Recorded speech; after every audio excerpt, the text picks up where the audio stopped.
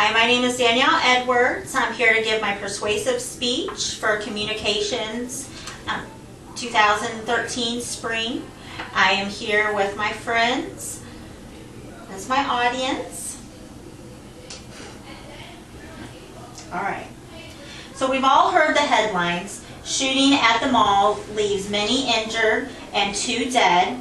Or the shooting at the movie theater leaves 2 dead with 58 injured. Or the one that we just can't get out of our head, really, the latest shooting at the elementary school that left 20 first graders dead right before Christmas. Violence has become regular as a Hollywood divorce. One thing you have to wonder is why. Why is there so much violence? It seems like over the years, violence in America keeps getting worse and worse each year. I propose one reason could be the lack of God in our schools and the increase of secularism. It is my intent to take a look at the history of prayer in schools and show what positives there would be for children today bringing prayer back to school. I don't know how many times I've heard the argument or the comment that this country was built on religion. I am a real true believer in the phrase, "In God we trust," but more and more Americans don't seem to relate with that. You're finding more and more people that don't want anything to do with that phrase, or even some are offended by it. Back in October of 2012, CNN reported that 1 in 5 Americans claim to have no affiliation with any religion. And this is actually up about 25% in the past 5 years. The survey conducted by Pew Forum and Religion found that young Americans in the age range of 18 to 29 years old are the fastest growing of unaffiliation. James Holmes, the gunman at the movie theater in Colorado, he was age 25. Jacob Tyler Roberts, gunman at the Oregon Mall shooting, he was age 22.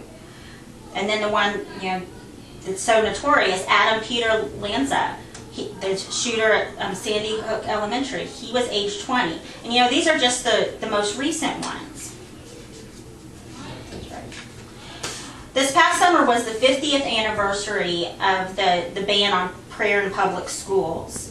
And although the debate on prayer and practicing religion in public had gone on for centuries before that, the official ruling wasn't until 1962. And what had happened is that a group of New York parents came together, their kids were in the public school system, and they stated that their children were forced to recite a prayer. They felt that this violated the First Amendment rights for their children. And the state argued that the prayer was voluntary. The prayer went as follows: that the Almighty God, we acknowledge our dependence on Thee, and we beg Thy blessing upon us, our parents, our teachers, and our country. The state court found that it was constitutional as long as it stayed voluntary. But New York parents took it to the Supreme Court, and they found that the prayer was in fact unconstitutional. So thus started the process of eliminating prayer from public school. And it begs the question, how should we look at these young men? As monsters? As evil? There's been many studies that find that children are a product of how they are raised or what they are exposed to. So how should we solve the problem? How should we stop the violence? I propose that we bring prayer back to school, to football games, to the workplace, really to our lives. I propose that we offer kids the opportunity again, to pray in school as a whole, to offer the opportunity to take Bible classes. And I know that sounds really far-fetched for our society, but believe it or not, it is not unheard of. There are schools in Alabama and in Georgia in the high school sector that they do offer these Bible classes as electives. And yes, this is in public high schools. Our country is so worried about being politically correct that we don't notice what we are producing. A young society that turns to violence rather than peace and love. Bringing prayer back to schools may not stop the shootings, like these recent ones from happening, but bringing prayer back would expose children to faith and love and promote peace in our society. Looking back back 50 years since the ban on prayer, has things gotten better? Absolutely not. Things have gotten worse.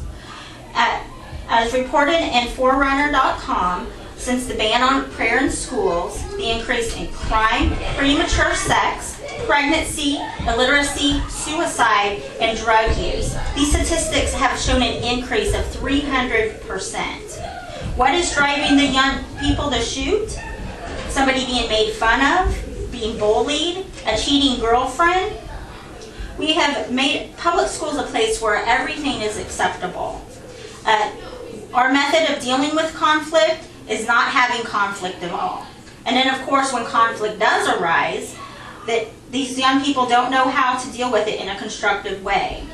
If we bring back prayer as a voluntary opportunity, as in 1962, we would at least be exposing a troubled teen to the Lord and loving them even if they choose not to believe in God. Something must be done. The time to act is now.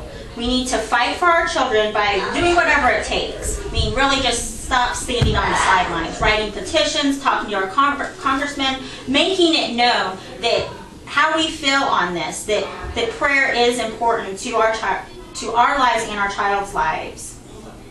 With every year, there is more and more violence involving young adults. With all the pressures of school and life at home, these kids need an outlet. And I feel that bringing prayer back to school would be the difference. That is good.